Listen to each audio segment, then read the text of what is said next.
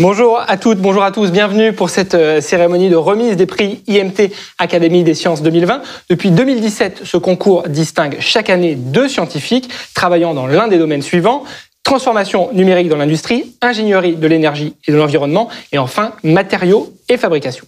Les habitués de ce concours le savent, en temps normal, il y a d'abord une première remise des prix sous la coupole de l'Institut de France, puis une seconde cérémonie, comme celle d'aujourd'hui, qui se déroule d'habitude dans la grande salle des séances de l'Institut de France. En raison du contexte sanitaire, bien sûr, ces cérémonies n'ont pas pu avoir lieu cette année en public. Elle se fera donc en direct sur ce plateau, concernant la seconde, et elle sera interactive, puisque vous pourrez nous poser toutes vos questions, poser vos questions aux lauréats à travers le petit système interactif dont vous avez sans doute pris connaissance juste avant le début de cette cérémonie. Pour lancer cette cérémonie, je vous propose de commencer par une interview que nous ont accordé les 2 organisateurs de ce concours, les 2 co-organisateurs, Odile Gauthier, directrice générale de l'Institut Mines Télécom, ainsi que Patrick Flandrin, vice-président de l'Académie des Sciences. Bonjour à tous les 2.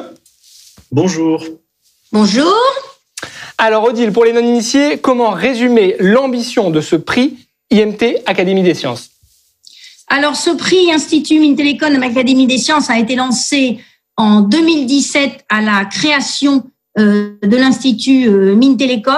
Son ambition, c'est de mettre en valeur des chercheurs de haut niveau qui conduisent une recherche orientée en particulier dans un certain nombre de thématiques de prédilection de l'Institut Mines Télécom, à savoir, par exemple, la transition numérique de l'industrie, l'ingénierie de l'énergie et de l'environnement, les matériaux ou la fabrication avancée. Et un élément de précision également important, c'est que l'intelligence artificielle, les sciences des données sont mobilisées évidemment de façon transverse à l'ensemble de ces axes. Patrick, cette cérémonie se déroule en ligne cette année. Pourquoi était-il important que ce prix se tienne malgré la crise sanitaire ? Donc, je pense que c'est important à plusieurs titres. D'abord parce que les prix IMT Académie des Sciences sont des prix encore jeunes et il est important, je pense, de ne pas casser la dynamique qui s'est mise en place et de continuer à affirmer de manière claire, publique, l'existence de ces prix et à valoriser les candidats.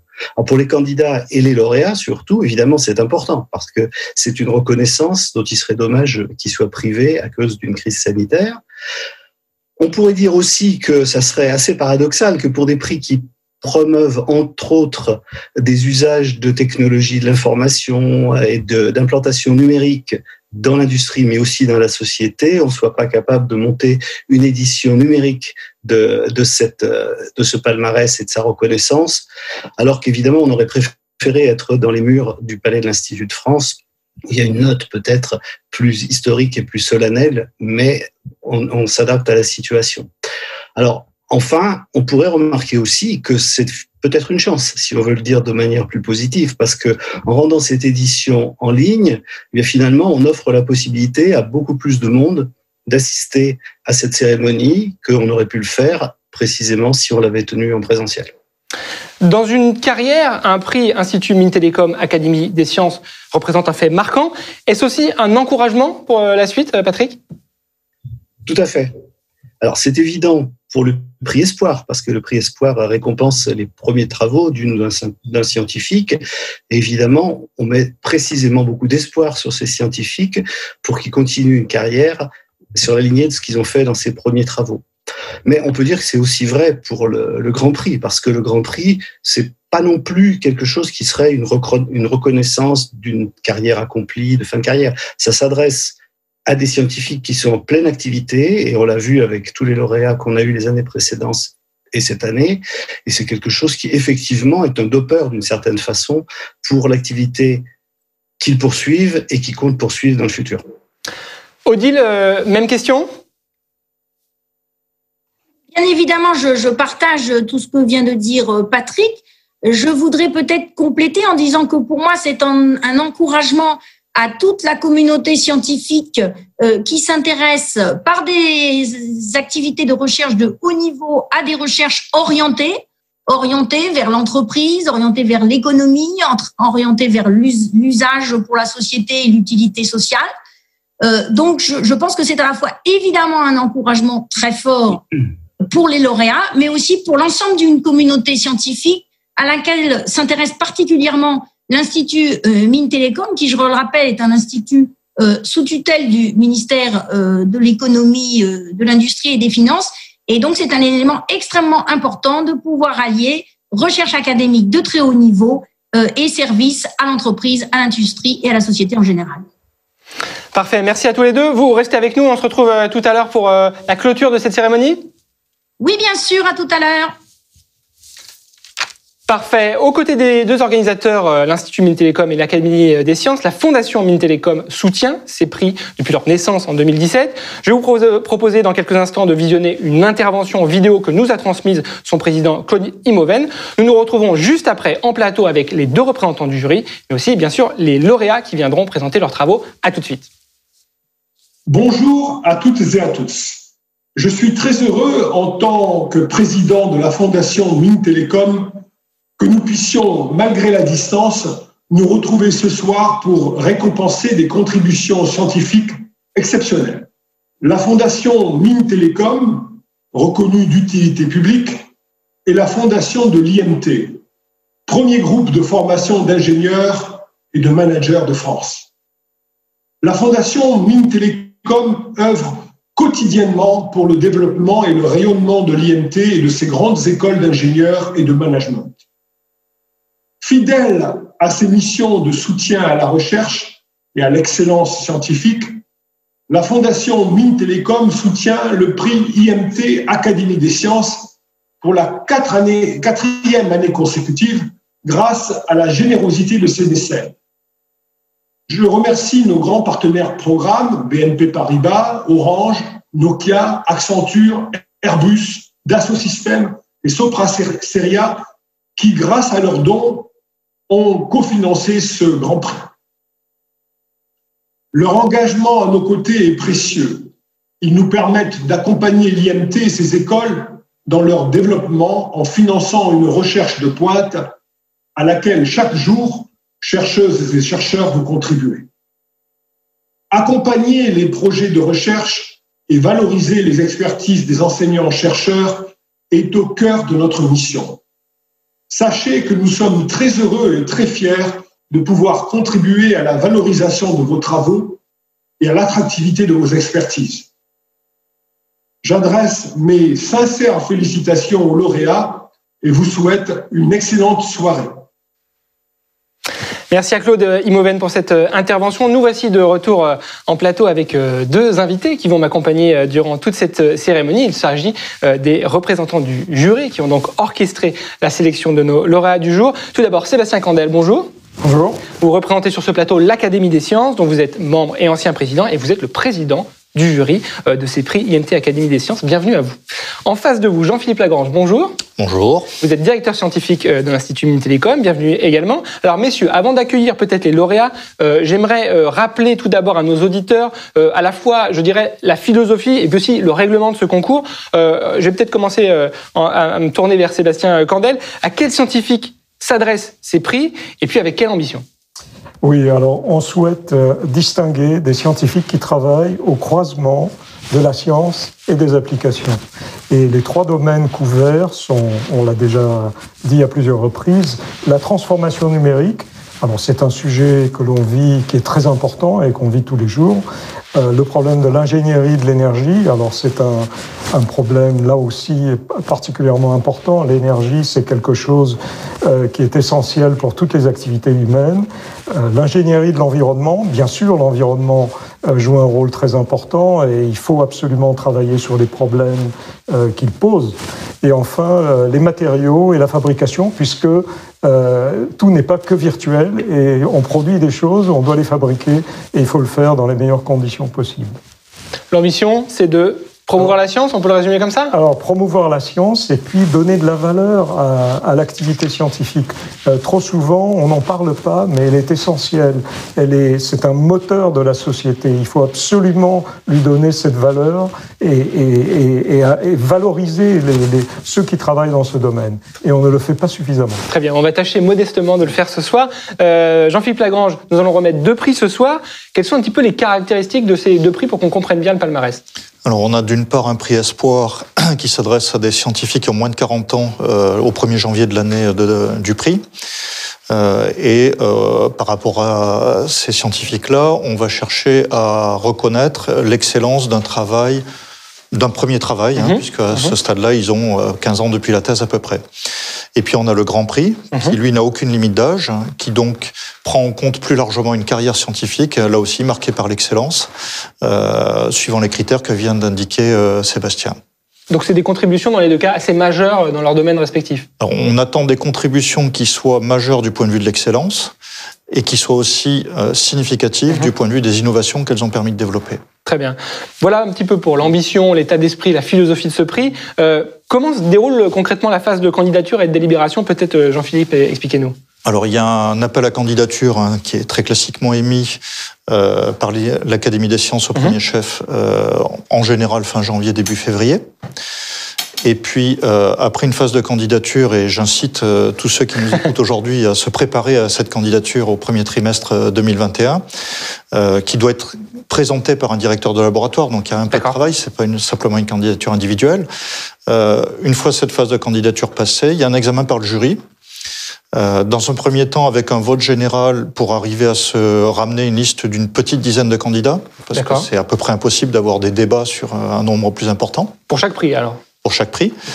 Et ensuite, toujours sur la base d'un examen par des rapporteurs suivant les critères qu'a rappelé Sébastien, le jury délibère pendant un temps variable, mais significatif, pour déterminer les 2 lauréats, parfois avec des ex aequo d'ailleurs, du prix de l'année en cours. Très bien. Des 2 prix de l'année en cours. Merci Jean-Philippe. Sébastien, quels sont peut-être ces critères dont on parlait à l'instant, alors les plus déterminants? Alors, évidemment, le premier, c'est l'originalité des recherches, leur excellence, l'excellence de la production scientifique, la pertinence aussi, c'est-à-dire, c'est pas uniquement l'excellence, c'est voir aussi en quoi ces recherches sont importantes.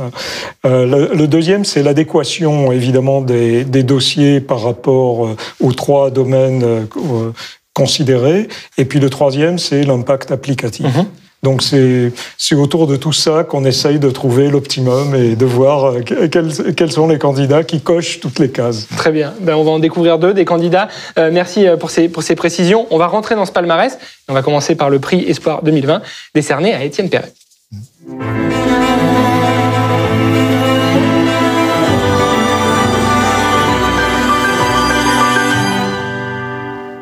Malheureusement, en raison des contraintes de déplacement, des contraintes sanitaires, Étienne Perret ne sera pas en plateau avec nous ce soir, mais nous avons la chance de pouvoir lui parler par écran interposé. Alors j'espère qu'il m'entend. Bonsoir Étienne.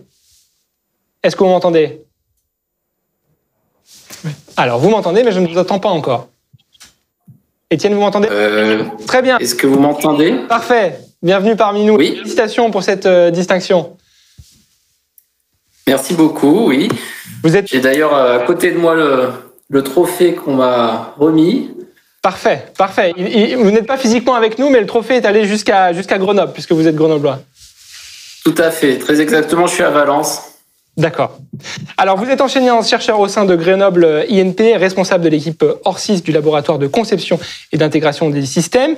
Vous êtes à l'origine d'une méthode de caractérisation basée sur le principe de réflectométrie et sur l'utilisation d'éléments résonnants, une méthode qui a donné naissance à des étiquettes d'identification sans puce, imprimables, recyclables et peu coûteuses. Je vous laisserai bien sûr présenter bien mieux que moi ces travaux dans quelques instants et durant une dizaine de minutes. Juste un mot, juste avant de vous entendre, peut-être de Jean-Philippe Lagrange sur cette distinction. Expliquez-nous peut-être ce qui a fait la saveur du dossier d'Étienne dans ce concours. Alors, il y a 2 choses. Il y a d'abord l'excellence scientifique, comme le rappelait Sébastien. Alors, je voulais souligner quand même que même s'il est à Valence aujourd'hui, ça fait 2 ans de suite qu'on a un prix Espoir qui vient de l'Institut national polytechnique de Grenoble. Ça devient un trust à la fin. C'est une bonne maison. Même si les sujets sont extrêmement différents, puisque l'an dernier, c'était la turbulence dans les écoulements. Et là, maintenant, c'est un sujet qui est beaucoup plus traitement du signal, disons. Alors sur l'excellence, au-delà du travail de publication qu'on peut apprécier, etc., on a aussi un certain nombre de signes assez forts dans le cas d'Étienne, puisqu'il a été quand même à l'Institut universitaire de France, il a une bourse ERC en ce moment, il a eu des distinctions de I3E. Donc on est vraiment dans un registre où on est assez clairement sur quelqu'un qui est au-dessus du lot. Et en ce qui concerne l'adéquation avec les critères du prix, puisque, comme disait Sébastien, il coche toutes les cases. Ce qu'on peut constater, c'est qu'en partant d'un travail, alors déjà d'une motivation qu'on pourrait dire intéressante, qui est de constater des limitations d'approche existantes, il y a tout un travail qui mêle du traitement du signal et de la géométrie pour mettre au point, à partir d'une analyse de la réflexion en signal radar, de la rétrodiffusion, des signatures liées à des géométries particulières, des impressions que vous aviez évoquées. Donc il y a tout un travail à la fois théorique et à un moment donné expérimental en vraie grandeur qui permet d'arriver à une solution qui repose sur de la vraie science. Et puis, on est dans un stade où il y a 2 startups qui sont en train de travailler pour mettre ça sur le marché dès 2021. Oui, donc là, on est dans ce concret dont on parlait. On est vraiment dans un exemple archétypique, dirais-je. Parfait. Eh bien, on va le présenter en détail, cet exemple. Étienne, je vous laisse nous présenter vos travaux pendant environ une dizaine de minutes. On se retrouve ensuite pour répondre aux questions peut-être de nos membres du jury, puis aussi à celles de nos internautes, puisque je rappelle que vous pouvez poser toutes vos questions à travers le petit système de connexion qui vous permet de regarder cette émission. Étienne, c'est à vous. Merci beaucoup pour cette introduction. Bien sûr, je tenais particulièrement à remercier l'Institut Mines Télécom et l'Académie de sciences pour ce prix et tout particulièrement les membres du jury. Je vais profiter de ces quelques minutes pour présenter un petit peu mes activités de recherche. Et effectivement, comme ça a été signalé, je m'intéresse tout particulièrement à cette idée d'approche radar pour récupérer des informations qui vont être imprimées quelque part sur une étiquette. Et donc, à partir de là, on va avoir certaines applications comme de l'identification qui va pouvoir être faite. Alors, si j'arrive à basculer sur mes slides. Donc, mon domaine d'intérêt aujourd'hui, c'est tout ce qui est système de communication radiofréquence, l'aspect propagation, antenne. Et effectivement, je suis enseignant-chercheur à Grenoble-INP. Plus exactement, je travaille au LCIS pour mes activités de recherche et j'enseigne à l'ESISA. Donc aujourd'hui, ce que je cherche à développer, c'est un nouveau système d'identification basé sur une étiquette qui va être imprimée avec des techniques classiques de réalisation et qui va comporter un certain nombre de fonctionnalités, alors d'identification et d'autres choses que je vais détailler un petit peu par la suite. Donc c'est effectivement un principe radar où l'étiquette va jouer le rôle de l'objet. Alors contrairement au radar assez classique, ici, on va concevoir l'étiquette de telle manière à ce qu'elle réponde une signature bien spécifique qu'on va pouvoir traiter par la suite et donc remonter à certaines identifications qui vont nous aider pour des aspects applicatifs. Donc, les principales applications sont autour d'identification. Et on peut voir ça comme un nouvel outil pour monitorer des biens de consommation, par exemple. Ça, c'est un peu comme un code à barre RF avec des fonctionnalités avancées. Ce qui est similaire avec le code à barre, c'est ces motifs. La seule différence, c'est qu'ils vont être imprimés avec une encre conductrice. Alors, je vais vous présenter quelques vidéos. La première, c'est les tout débuts de ce qu'on a pu faire quand on a commencé l'aspect valorisation de la technologie. On va reconnaître quand même les traceurs de cette technologie, à savoir, comme on peut voir ici, le fait que le motif est imprimé. Et après ça, on va voir bien l'interaction de ces étiquettes avec le système. Donc là, ça date de quelques années. Je vous ferai voir aussi à la fin une vidéo plus récente pour montrer là où on est. Alors, ces traceurs, c'est par exemple la possibilité de lire à travers certains objets. Alors ici, c'est à travers une enveloppe, on est sur quelque chose d'assez simple.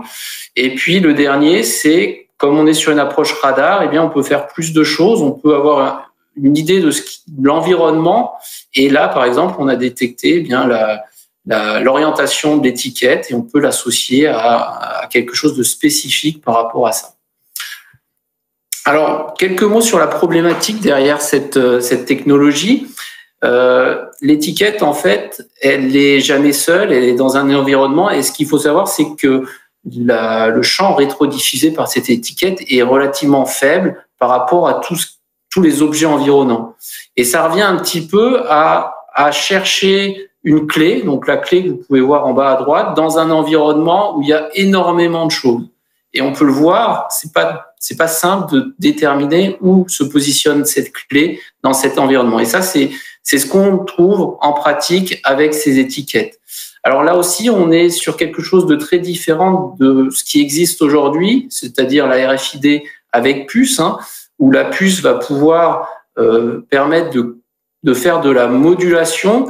Et avec cette analogie, c'est un peu là aussi comme si on faisait clignoter la clé. Alors sans doute qu'à partir de ce moment-là, vous avez pu détecter la présence de la clé en haut à gauche. Donc tout ça pour dire que on ne fait pas la même chose sans puce qu'avec une puce. Et bien évidemment, il va y avoir des avantages et des inconvénients.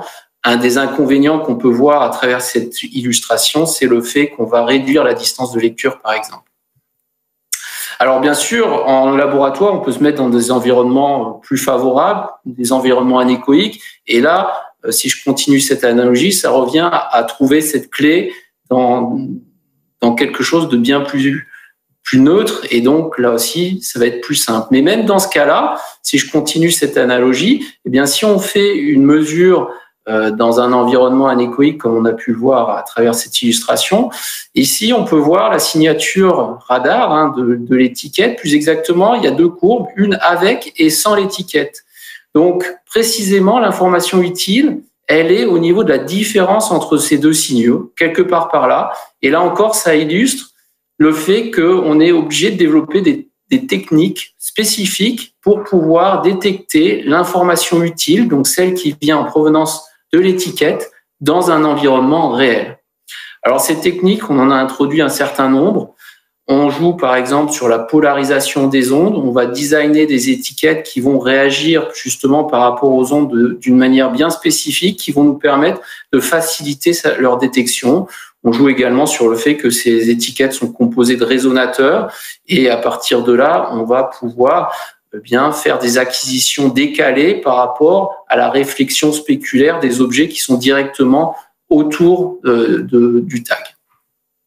Alors aujourd'hui, je m'intéresse tout particulièrement dans le cadre d'un projet ERC à donner des nouvelles fonctionnalités à cette idée d'identification. Et je vais vous présenter les trois fonctionnalités sur lesquelles je travaille. Donc la première, c'est l'idée de pouvoir écrire et réécrire l'information. C'est quelque chose qui est attendu parce que c'est par exemple quelque chose qu'on ne peut pas faire avec un code à barre aujourd'hui. La deuxième, c'est un côté capteur assez classique qui va bien sûr comporter un identifiant. Et le dernier, c'est l'aspect reconnaissance de gestes. Alors si je développe un petit peu le côté réinscriptible, l'idée, ça a été de réutiliser et d'améliorer par rapport à nos besoins quelque chose qui existe aujourd'hui dans les mémoires, qu'on appelle les CBRAM, et qui, en fait, on a pu les imprimer, c'est ça qui est fondamental pour nous. C'est une technologie qui, lorsqu'on applique une différence de potentiel entre deux électrodes, on va pouvoir créer un filament, et si on change la polarisation, on va le casser. Donc, on va avoir deux états distincts, un état passant et un état bloqué, et ça, même en l'absence de la tension. Alors, grâce à ça, on va pouvoir jouer avec ce dispositif, c'est-à-dire venir concevoir des étiquettes donc imprimées, là encore. Il y a un petit souci avec l'animation.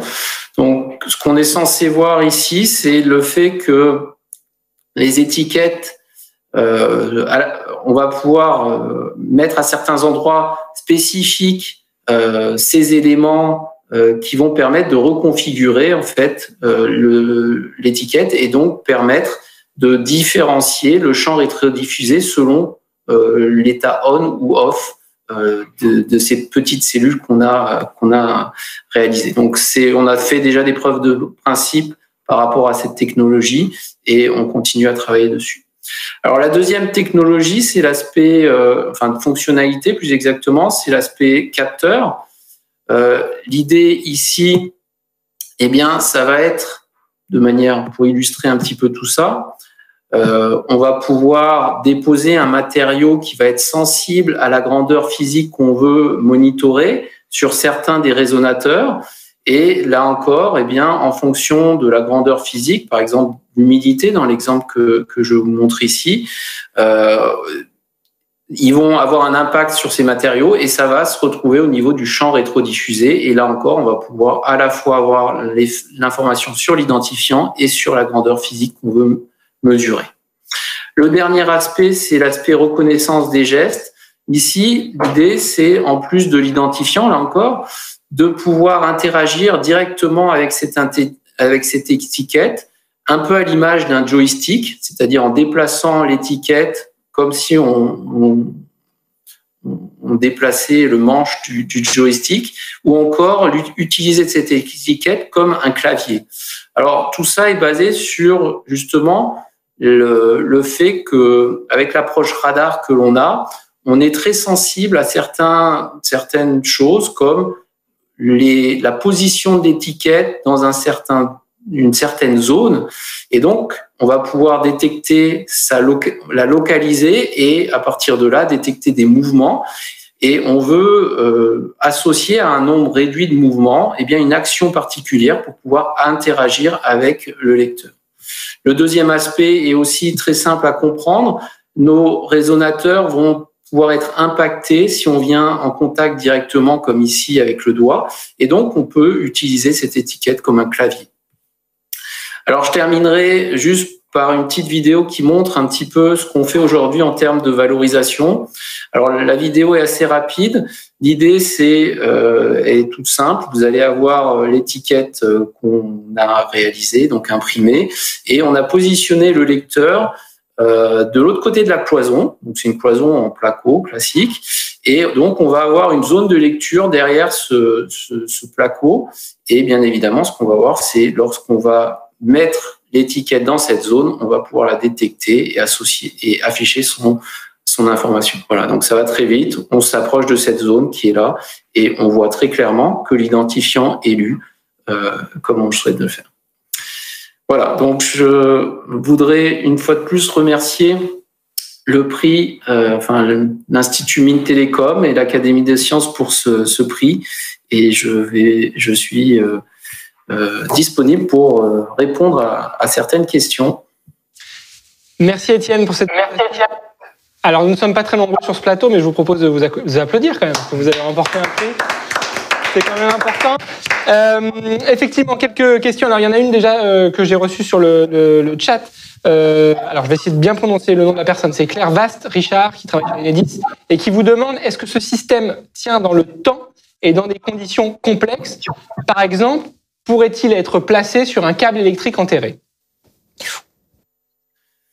Alors, en fait, la robustesse de l'étiquette, elle est liée aux matériaux qu'on va utiliser pour la fabriquer. Donc, à partir de là, selon ce qu'on cherche, il n'y a pas de problématique spécifique. Au contraire, on a moins de contraintes des technologies concurrentes comme la RFID, ou bien souvent, la robustesse d'un tag RFID est liée au report de la puce sur l'étiquette.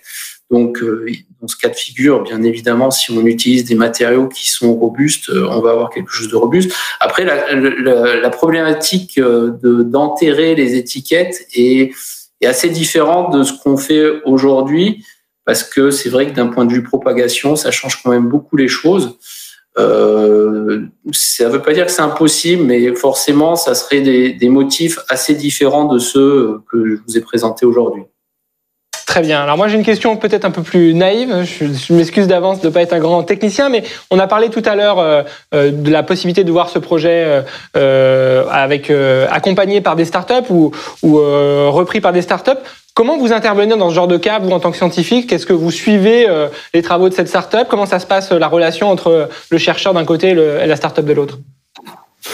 Oui, il y a des dispositifs au niveau réglementaire, lorsqu'on est enseignant-chercheur, qui permettent de faire ça. Ça s'appelle les concours scientifiques.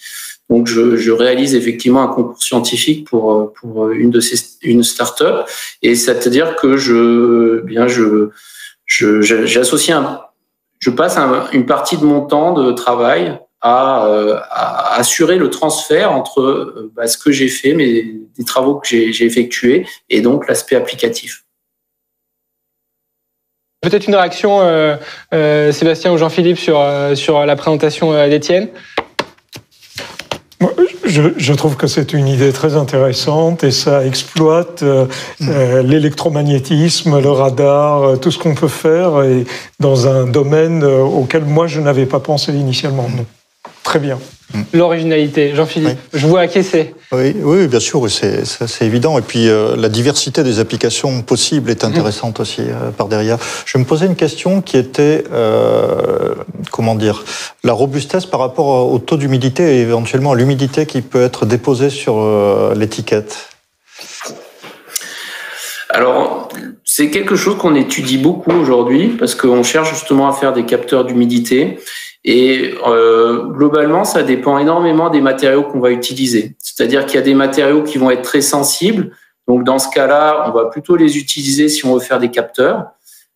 Et à contrario, on a des matériaux qui sont relativement insensibles. Et là, ça nous permet de faire des étiquettes et donc faire de l'identification assez classique.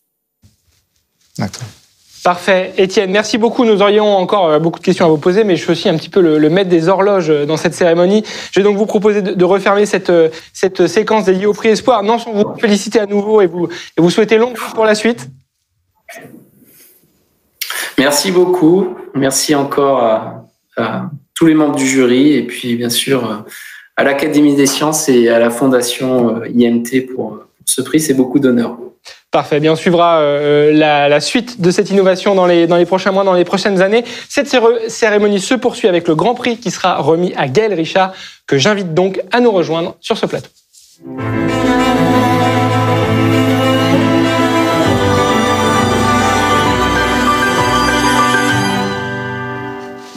Bonjour et bienvenue avec nous, Gaël Richard. Bonjour. Vous êtes enseignant-chercheur à Télécom Paris. Vous êtes responsable du département Images, Données, Signal du laboratoire Traitement et Communication de l'information.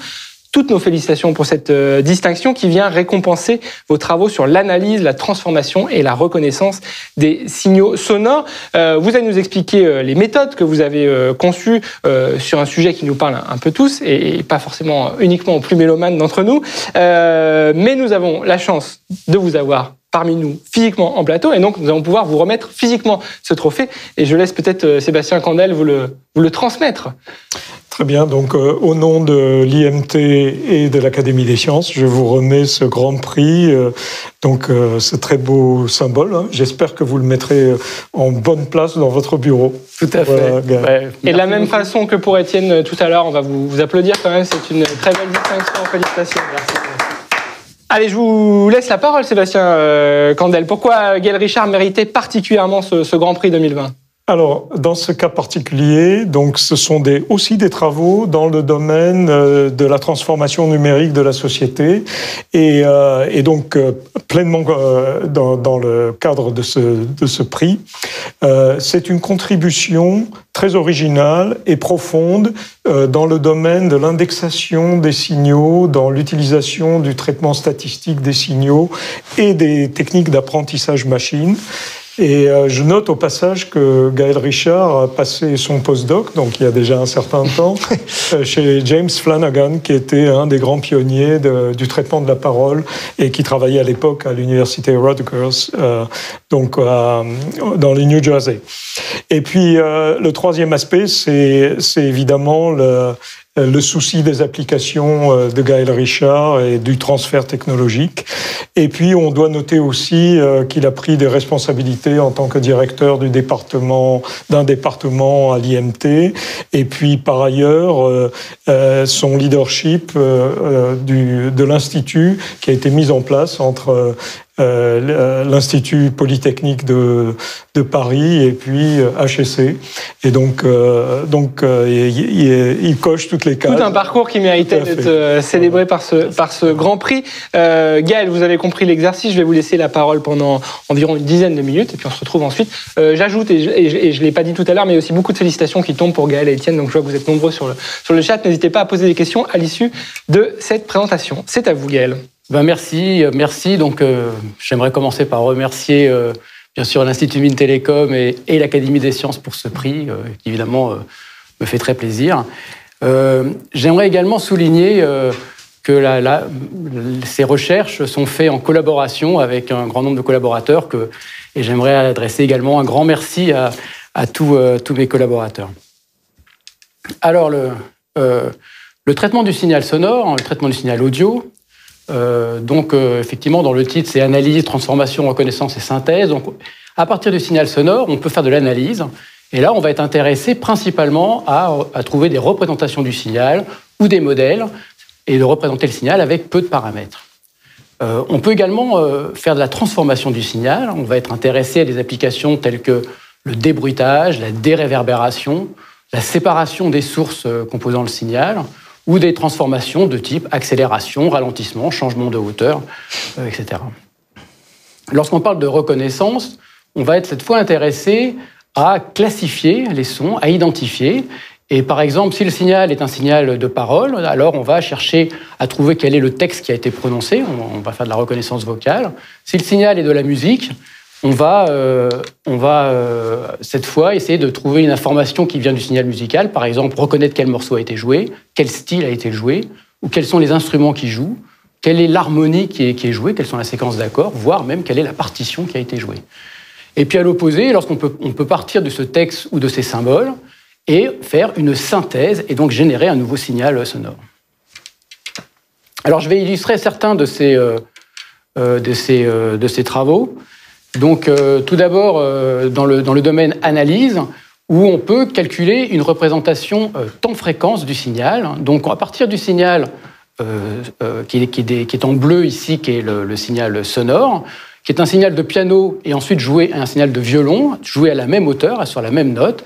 Et en bas, on voit l'image qu'on appelle spectrogramme, qui est une représentation temps-fréquence. Donc en vertical, les fréquences et en horizontal, le temps. Et on voit apparaître des lignes verticales ou des légères oscillations qui sont les composantes sinusoïdales ou harmoniques du signal, qu'on voit très bien sur cette représentation de temps-fréquence. Et donc, on peut effectivement...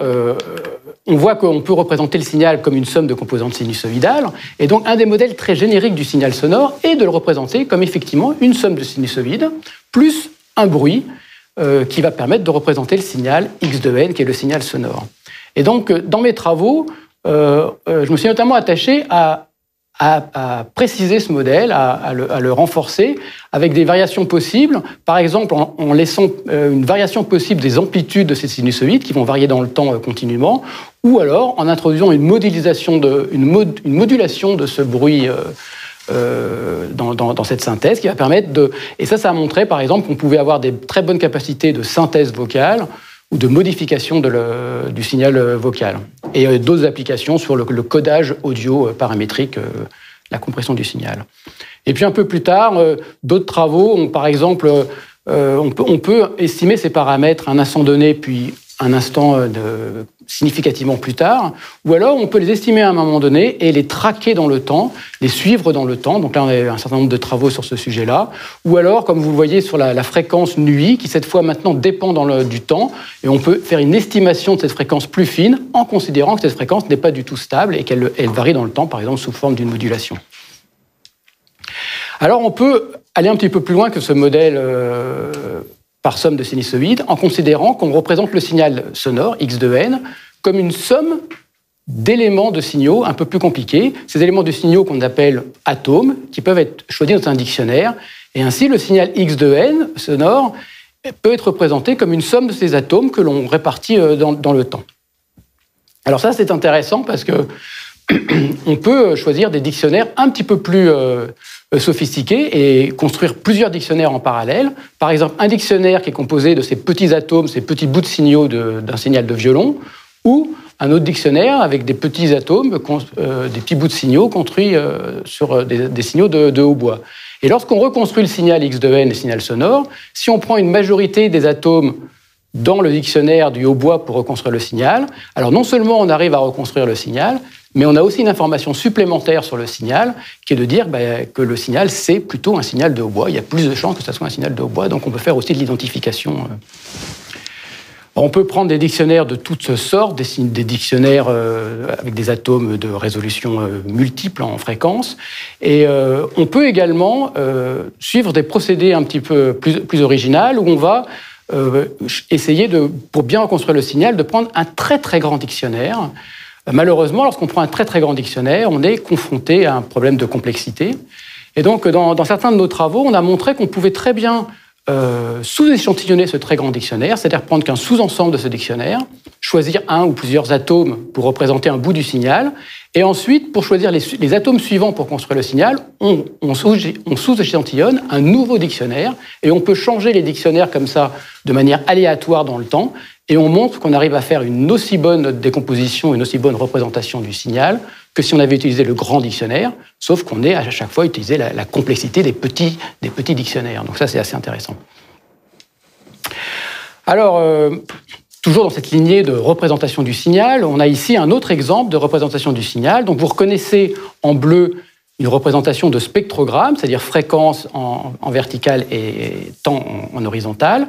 Et c'est le spectrogramme de 3 sons, une note qui a été jouée pendant un certain temps, puis ensuite une deuxième note qui a été jouée pendant un certain temps, et ensuite ces 2 premières notes ont été jouées en même temps. Et lorsqu'on fait une décomposition en matrice non négative de ce spectrogramme, on peut avoir une matrice W qui va constituer finalement le contenu des notes individuelles qui sont jouées, donc en bleu pour la première note et en rouge pour la deuxième note, et une matrice H qui va indiquer à quel moment du temps ces notes ont été jouées. Et donc on voit en bleu que la première note a été jouée au début et ensuite à la fin, qui est la première ligne de cette matrice H. Alors ça, c'est également un outil extrêmement intéressant pour décrire le signal. Il s'est avéré extrêmement pertinent pour faire de la séparation de sources. Et je vais donner un exemple autour de la séparation de voix chantée. Donc on représente cette fois X, qui est le signal musical avec de la voix chantée, comme la voix chantée plus de la musique. Et la musique, on va pouvoir utiliser cet outil de décomposition et de le représenter comme une somme de notes par factorisation en matrice non négative W fois H.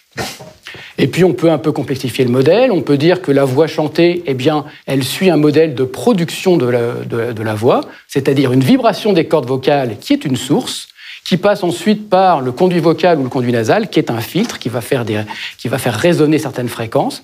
Et donc ce modèle de production peut être exploité. Et après, on peut dire de même que la source et le filtre peuvent être décomposés sous forme d'une factorisation en matrice non négative, c'est-à-dire que la source s'exprime comme une somme d'éléments choisis dans un dictionnaire qui, cette fois, sont les hauteurs de notes possibles, et le filtre s'exprime comme une somme de résonances qui, chaque résonance, va par exemple, caractériser un formant, qui est une des résonances typiques du conduit vocal.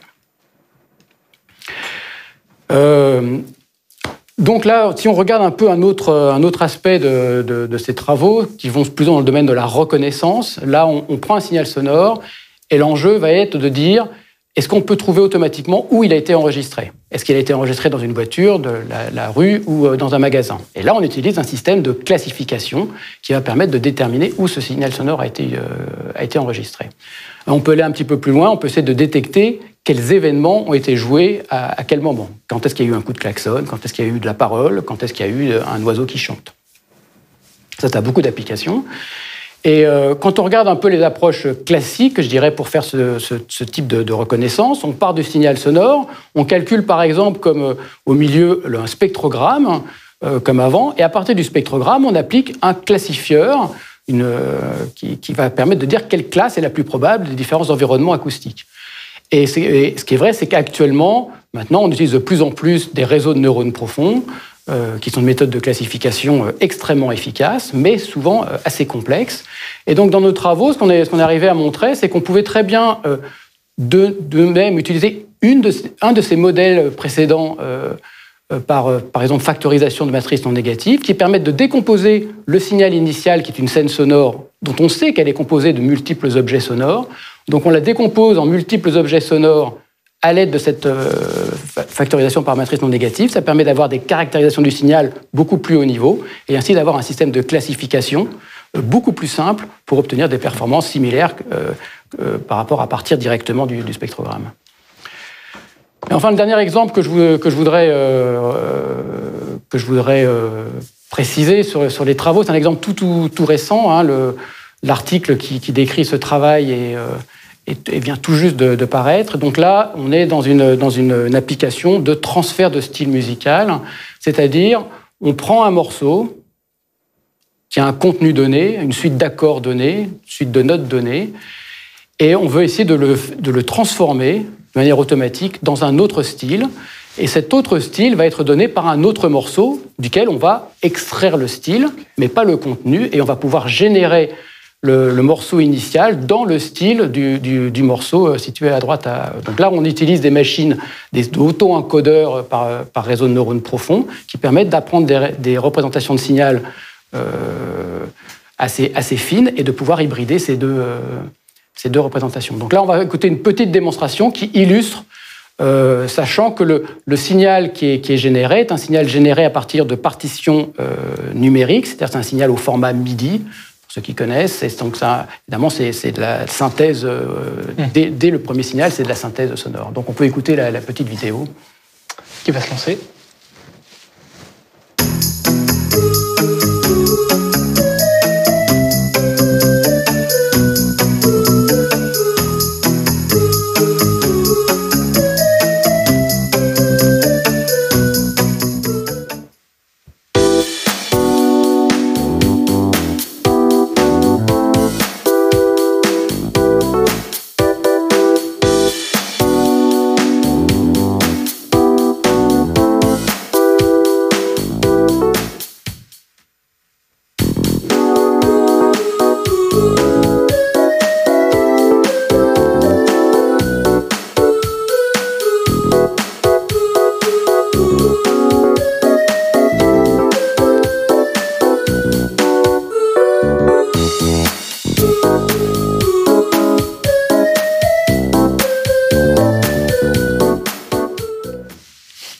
Voilà, donc j'aurais pu préciser qu'effectivement, la vidéo elle a été réalisée par Andrei Sivka. Et j'aurais aussi pu préciser que la mélodie, elle n'a pas été resynthétisée, elle a été copiée de l'original sur le site. C'est simplement l'accompagnement, je dirais, qui est complètement resynthétisé. Voilà, et pour finir, donc, vous disiez qu'effectivement, un prix, c'est un encouragement. Un fait marquant, un encouragement. Un fait marquant et un encouragement. Donc, je voulais finir sur quelques directions, ce que j'aimerais faire par la suite. Et effectivement, je vais vous donner quelques exemples de modèles, comment représenter le signal avec des modèles qui sont donc avec peu de paramètres et qui sont interprétables, on sait ce qu'on représente. Je vais vous donner quelques exemples d'utilisation d'apprentissage machine par réseau de neurones profonds qui sont extrêmement efficaces, qui sont extrêmement puissants, mais qui nécessitent souvent des très gros volumes de données et beaucoup de puissance ordinateur, et qui ne sont pas toujours très explicables, très interprétables.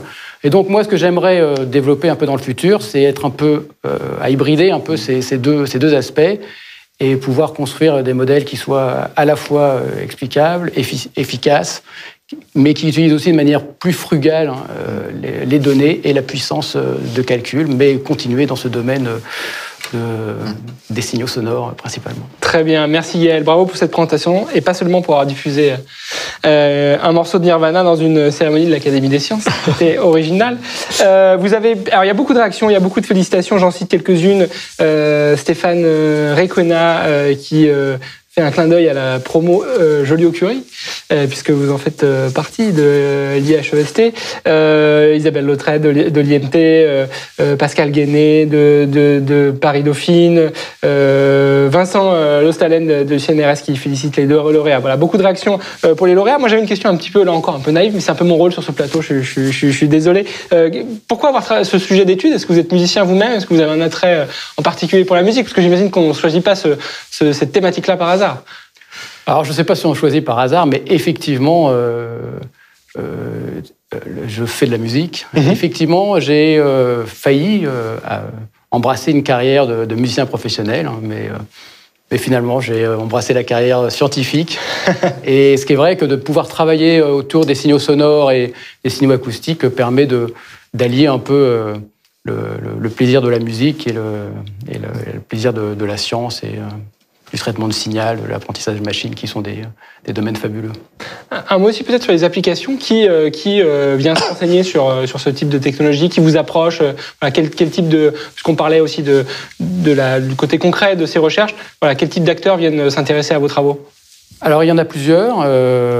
On a par exemple les plateformes de streaming, telles Deezer, donc on a un certain nombre de travaux avec eux. Par exemple, autour la détection automatique de langage violent ou inapproprié dans les chansons, sur la voix chantée, pouvoir détecter les insultes, par exemple, si on pouvoir aussi proposer des nouvelles musiques qui soient en accord avec ce que les auditeurs pourraient aimer, faire découvrir de nouvelles musiques.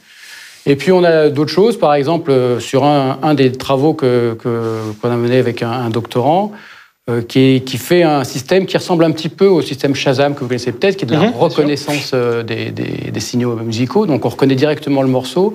Donc nous, dans ces travaux, ce qu'on a fait, c'est qu'on a rendu cette reconnaissance plus flexible en reconnaissant les accords, en reconnaissant l'harmonie, et donc être capable de non pas reconnaître simplement un enregistrement à l'identique, mais de pouvoir reconnaître un enregistrement qui a été fait en concert, en live, alors qu'on ne connaît que la version studio, ou voire même qui a été fait par d'autres musiciens. Auquel cas, et donc là, sur ce sujet-là, on a justement Sébastien Fenet, cet ancien doctorant, avec un de mes collègues, Yves Grenier, sont dans un projet de valorisation et de création de start-up sur justement le brevet qu'on a déposé sur cette technologie-là. Très bien. Le chat m'indique que vous êtes trompettiste. Est-ce qu'il est bien informé? C'est tout à fait le cas. Voilà, on ne peut rien cacher dans cette cérémonie. Jean-Philippe ou Sébastien, peut-être une réaction à la présentation ou une question sur cette innovation? Bon, je peux dire d'abord que c'était absolument captivant. Merci beaucoup pour cet exposé tellement bien fait. C'est très intéressant aussi cette approche d'essayer de combiner l'apprentissage machine, donc ces réseaux de neurones, et puis aussi ce qu'on sait de façon un peu plus classique sur les signaux. Donc, je pense que là, il y a effectivement matière à faire de l'hybridation. C'est très intéressant. Voilà. Je suis un fervent supporter de ça, de combiner des modèles explicites, j'allais dire physiques, avec l'apprentissage. Et comment envisagerais-tu de faire des variations à partir de ce qu'a pu écrire un compositeur? C'est-à-dire, on a eu un exemple là qui était, je prends un style pop-rock, disons, de Nirvana, et puis un autre style un peu pop-rock. Il y a eu des gens qui sont mis à faire, par exemple, du hard rock à partir de Mozart. Tu arrives à faire ça? Alors, là, sur un des transparents, vous avez un lien pour cette étude-là. Il y a un lien tout à fait en petit en bas où il y a possibilité. Alors, c'est encore une fois, c'est de la musique en format MIDI, donc c'est de la musique. Et j'avais failli choisir un autre exemple. Qui était justement le concerto de Mendelssohn, qui est transformé dans le style de Van Halen. Donc, et puis finalement, j'ai un peu reculé parce que, comme c'est de la musique MIDI, jouer du classique et surtout un concerto comme le concerto de Mendelssohn pour violon en MIDI, c'est un peu surprenant. Mais effectivement, donc ça déjà, il y a déjà des possibilités de faire ça. Et puis effectivement, il y a des travaux où on peut donner comme style de cible, par exemple un style qui est dans le futur. On prend par exemple du Mozart et on dit on va le faire changer pour qu'il joue dans le style de Ravel, par exemple. Donc ça, on peut utiliser le même genre d'approche pour faire ça. Et on peut hybrider des techniques complètement différentes. Là, ce qui est intéressant dans ce travail, c'est qu'on prend le contenu harmonique et le contenu mélodique d'un morceau et on le fait jouer dans le style d'un autre. Mais on ne change pas forcément la composition. Et là, le style est donné par un seul morceau. Donc, ça veut dire qu'on peut rentrer n'importe quel morceau. C'est aussi un des attraits de ce type d'approche. On n'apprend pas des styles prédéfinis. On donne comme exemple un style qu'on aimerait imposer, quoi. Très bien. Une dernière question avant de J'avais une question. vous remercier. Jacques Loussier faisait un peu cette transposition. Est-ce que vous êtes capable de faire exactement ce type de choses, quoi, comme de passer du jazz, de passer de la musique classique vers le jazz? C'est un peu ça, en fait, la question. Alors, encore une fois, il y a les limitations, mais dans ces techniques de changement de style, on s'aperçoit que ne serait-ce que le changement de type harmonique, c'est-à-dire de pouvoir générer des accords plus complexes. On va prendre par exemple, on va partir d'un blues avec des accords assez simples, et on va générer un morceau plutôt dans le style jazz avec des harmonies qui peuvent être plus compliquées. Ce passage d'harmonie plus simple vers harmonie plus compliquée peut tout à fait être appris et impliqués. Très bien. Bon, merci encore Gaël et bravo encore pour cette présentation. Oui, vous avez reçu plein de bons mots sur le chat, on vous les transmettra, mais je suis sûr que votre téléphone sonnera aussi, tout comme celui d'Étienne à l'issue de cette cérémonie. Nous allons vous libérer, Gaël et Jean-Philippe et Sébastien. Je vous propose de rester avec moi pour la séquence de clôture de cette cérémonie. Oui.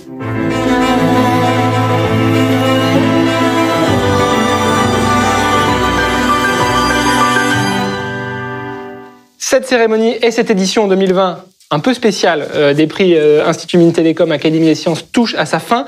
Durant cette ultime séquence, nous allons nous projeter vers la prochaine édition. Jean-Philippe et Sébastien vont nous en expliquer le déroulé, les enjeux. Juste avant, j'aimerais vous proposer de retrouver Odile Gauthier et Patrick Flandrin pour un peu le mot de finale. Il devrait s'afficher à l'écran. Voilà, ils sont avec nous. Pour prolonger notre discussion de tout à l'heure, j'aimerais peut-être commencer par vous demander votre regard à tous les deux sur ce palmarès. Patrick Flandrin, commençons par le Grand Prix. Gaël Richard, pourquoi ce scientifique lauréat a particulièrement mérité sa distinction ? Je crois que la distinction de Gaël est particulièrement méritée parce qu'elle illustre à merveille les ambitions du prix IMT Académie des Sciences. C'est vraiment une récompense qui s'adresse à un travail qui allie à la fois des composantes théoriques, méthodologiques, au plus haut niveau. Gaël est vraiment un chercheur reconnu de sa communauté, on va dire, académique. Mais en même temps, c'est aussi une recherche qui est poussée jusqu'aux applications et dans des domaines comme l'audio numérique, le multimédia, qui évidemment sont des domaines qui investissent de plus en plus notre vie quotidienne et concernent tout le monde. Et Gaël a su tracer une sorte d'arc entre ces considérations théoriques, méthodologiques, algorithmiques et entrepreneuriales aussi, pour faire en sorte que ces outils bénéficient au plus grand nombre. Donc, c'est vraiment un très beau travail qui est récompensé par ce Grand Prix cette année. Parfait, merci Patrick. Odile Gauthier, je vais peut-être vous demander la même réaction, mais concernant Étienne Perret cette fois-ci. Oui, alors je voudrais faire remarquer tout d'abord que Étienne Perret est à Grenoble et l'an dernier, nous avions déjà un lauréat de Grenoble, donc il faut croire qu'il y a une filière grenobloise. Bon, c'est une boutade évidemment. Les travaux d'Étienne Perret, à mon sens, ils font preuve autant d'inventivité et de succès dans le fait d'allier idées, conception méthodologique, recherche de haut niveau et réalisation. Je crois que là, il y a une forte créativité, notamment sur tout ce qui est la RFID par impression, et que les travaux d'Étienne Perret répondent à la fois donc à des enjeux industriels forts, mais également à des enjeux économiques, puisque nous avons ici une technologie à moindre coût pour les entreprises, et bien évidemment également à des enjeux écologiques, puisque c'est une technologie également à bien moindre impact sur l'environnement. Donc je crois que ce prix, comme celui d'ailleurs de Gaël Richard, retrace, je crois, à merveille les éléments principaux de nos orientations sur ce Grand Prix Académie des Sciences Institut Mines Télécom et sur notamment les orientations et les valeurs que nous voulons porter au travers de ce prix. Très bien, alors nous allons dans quelques instants dévoiler les modalités de l'édition 2021 avec donc nos représentants du jury. Je suis sûr que vous avez chacun un message à adresser aux futurs candidats. Allez, Odile Gauthier, pour commencer votre message. Merci pour cette question. Donc, aujourd'hui, nous avons donc un prix relativement récent, comme je le disais en introduction. Et donc, même si nous avons beaucoup de belles candidatures de très bonne qualité, je suis sûre qu'il y a encore beaucoup d'enseignants-chercheurs et de chercheurs qui ne connaissent pas notre prix. Donc, je vais inviter tout particulièrement les enseignants-chercheurs de l'Institut Mines Télécom qui, jusqu'à présent, n'ont pas forcément toujours candidaté de façon massive à ce prix à candidater. Je vais évidemment inviter toutes les femmes qui travaillent à la frontière, justement, de la recherche académique et de l'application dans les entreprises à candidater, puisque c'est très important aussi, en tant que femmes, évidemment, que nous ayons des lauréates femmes. Ce n'est pas une obligation. Nous avons 2 hommes cette année, mais c'est très important. Et donc, j'encourage bien évidemment toutes les communautés à s'intéresser à ce prix qui, à mon avis, est particulièrement important dans une période où on parle de souveraineté industrielle, où on parle beaucoup de transition écologique, où l'on sait qu'il est très important de redémarrer sur des nouvelles technologies pour l'avenir de nos concitoyens et de nos jeunes. Donc voilà, je pense que c'est très important de montrer que l'on a en France de très belles choses qui sont utiles à l'ensemble de la société et qui trouveront des applications dans les années à venir. Même question, Patrick Flandrin, votre message à l'heure de refermer cette édition? Le message. Déjà, j'adresserai même un message aux lauréats aussi, parce que je pense que les lauréats eux-mêmes peuvent être des porte-parole de l'existence de ce prix et ils peuvent favoriser sa connaissance dans le milieu académique, dans le milieu industriel, comme l'a souligné Odile à l'instant, et mieux faire connaître le prix par des exemples vivants. Alors, je crois qu'effectivement, quand on travaille et qu'on fait de la recherche, on la fait pas avec un objectif qui est d'avoir un prix. Simplement, c'est que quand des choses se passent particulièrement bien, je pense qu'il faut savoir le reconnaître. Et les directeurs de laboratoire, les directeurs d'instituts, etc., sont à même effectivement de repérer les talents qui sont dans leurs établissements et de les proposer. Et je pense que plus il y a de propositions, plus on a de chances d'avoir d'excellents candidats, ce qui est déjà le cas. Et je pense qu'il ne faut pas hésiter à, d'une certaine façon, surcharger le jury, qui aura beaucoup de mal si on a beaucoup de candidatures, mais c'est son travail là-dessus. D'ailleurs, je tiens à remercier le jury pour l'excellent travail de présélection et de sélection qui a été fait cette année. Et je crois que ça ne peut que contribuer à étoffer un palmarès qui est déjà, si on le regarde rétrospectivement, un très très beau palmarès et qui ne demande qu'à s'étoffer dans les années qui viennent. Donc, appel à candidature, évidemment, et appel à candidature dans toute la diversité possible. Je crois que le palmarès des années précédentes et jusqu'à cette année a reflété quand même s'il y a une sorte de proximité géographique qui peut arriver, je suis d'accord, a reflété quand même une assez grande diversité thématique. Peut-être qu'en effet, on peut appeler à une plus grande diversité de genre, ça c'est évident, mais en même temps, c'est quelque chose qui se retrouve dans les candidatures et qui ne se commande pas a priori. Voilà, donc qu'il y ait beaucoup de candidatures et que les meilleurs sortent et qu'on ait des très beaux palmarès, c'est tout ce que je souhaite à ce prix, dont j'espère qu'il va vivre longtemps et dont l'Académie des sciences se félicite qu'il existe avec ce partenariat avec l'Institut Mines Télécom. Très bien, le message est passé. Merci à tous les deux pour votre participation. Au revoir. Au revoir et à l'année prochaine. Merci à tous et bonne soirée. Je le disais, ces derniers instants seront consacrés à l'édition 2021 des prix IMT Académie des sciences. Sébastien Candel, comment et quand se déroulera la sélection 2021 ? Très bien. Alors, donc, l'appel à candidature va être publié par l'Académie des sciences sur son site au premier trimestre. Ça sera relayé, bien sûr, par l'Institut Mines Télécom. Les candidatures peuvent se faire, donc, il faut des nominateurs pour ça. Et le jury, donc, il y a une date limite, bien sûr, et il faut la respecter.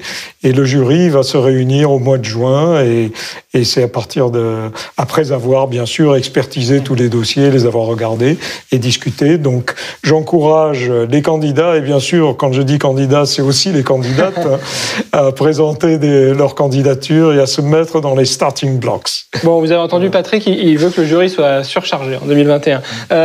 Au-delà de la boutade, Jean-Philippe Lagrange, pourquoi est-il important peut-être de mobiliser la communauté scientifique autour de ces prix, et puis autour de l'édition en 2021, bien sûr? Mobiliser la communauté scientifique, c'est le moyen d'avoir un grand nombre de candidats, ce qui est quand même un gage d'excellence. Patrick vient de le rappeler.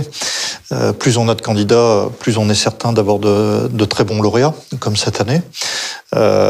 Et c'est aussi la possibilité d'avoir plus de lauréates, parce que c'est vrai que jusqu'à présent, nous avons eu très peu de lauréates et qu'on a un gros enjeu d'avoir un peu plus de femmes parmi les lauréats, donc parmi les candidates en amont. Et au-delà de ça, sachant que ça c'est le résultat quelque part immédiat du prix, ou de deux prix, puisqu'il y a le Grand Prix et le Prix Espoir, il y a un enjeu derrière qui est que ce prix-là, il a une carte d'identité qui a été rappelée par tout le monde ce soir, qui est de dire qu'on veut conjuguer l'excellence académique avec la pertinence, comme le disait Sébastien, avec le lien avec les retombées de la science. Et si ce prix-là peut avoir le plus d'impact possible, c'est ce qui a de plus attendu finalement à la sortie, de promouvoir cette démarche scientifique-là. Très bien, le message, là encore, est passé. J'aimerais vous remercier tous les deux pour votre venue sur ce plateau, pour vos témoignages sur le palmarès, et puis aussi pour m'avoir accompagné dans la préparation de cette émission. J'aimerais remercier d'ailleurs l'ensemble des lauréats, des candidats, des membres du jury, des organisateurs pour la réussite de cette édition atypique. Félicitations aux lauréats 2020. Bonne chance aux futurs candidats 2021. Merci à toutes et à tous pour votre attention. À bientôt. Au revoir.